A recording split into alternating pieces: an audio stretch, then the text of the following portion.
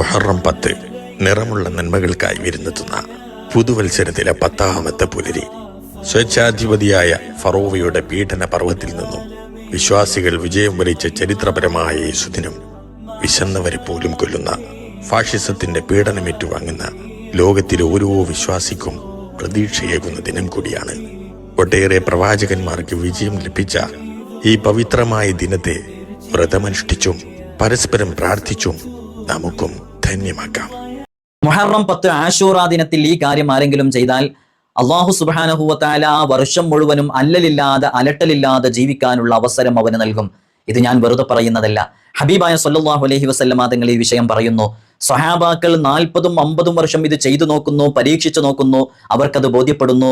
സ്വഹാബാക്കൾക്ക് ശേഷം താബിഉകൾ ചെയ്തു നോക്കുന്നു, അവർക്കും ബോധ്യപ്പെടുന്നു.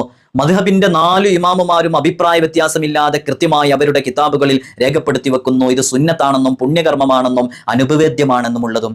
മുത്തുനബി സല്ലല്ലാഹു അലൈഹി വസല്ലമ തങ്ങൾ പറഞ്ഞു, മൻ വസ്സഅ അലാ അയാലിഹി യൗമ ആശൂറ വസ്സഅ അല്ലാഹു അലൈഹി സൈറ സനതി. ആശൂറാ ദിനത്തിൽ മുഹറം 10 ആരെങ്കിലും അവരുടെ കുടുംബങ്ങൾക്ക് വിശാലത ചെയ്താൽ അല്ലാഹു സുബ്ഹാനഹു വ തആല അവൻ ആ വർഷം മുഴുവനും വിശാലത ചെയ്യും. മുഹറം മാസത്തിൽ നല്ല ചെലവ് കൊടുക്കും. മുഹറം 10ന്റെ അന്ന് കുടുംബത്തിന് ഭക്ഷണ വിശാലത ചെയ്യണം.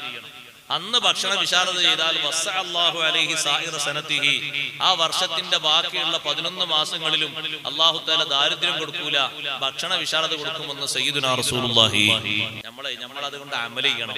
ഇമാം ബുഖാരി തങ്ങളുടെ ഉസ്താദ് അമൽ ചെയ്തതുപോലെ. ഇമാം ബുഖാരി തങ്ങളുടെ ഉസ്താദാണ് സുഫിയാൻ ഇബ്നു ഉയൈന റളിയല്ലാഹു അൻഹു. മഹാനവറുകൾ പറഞ്ഞു, ഈ ഹദീസ് അനുസരിച്ച് 50 കൊല്ലം ഞാൻ പ്രവർത്തിച്ചിട്ടുണ്ട്. ഫവജത്തുഹാ കദാലിക്, 50 കൊല്ലം എനിക്ക് ദാരിദ്ര്യം എന്ന് പറയുന്ന സംഗതി തന്നെ ഉണ്ടായിട്ടില്ല. ഇത് മുഹറം മാസമാണല്ലോ, പകൽ സമയം നോമ്പിന്റെ സമയമാണ്. ആശൂറാ നോമ്പ് നൊറ്റവർക്ക് 1 വർഷത്തെ പാപം പൊറുക്കപ്പെടുമെന്നാണ്. താസുആ എന്ന് പറഞ്ഞാൽ 9ന്റെ നോമ്പാണ്. ആശൂറാ 10ന്റെ നോമ്പാണ്.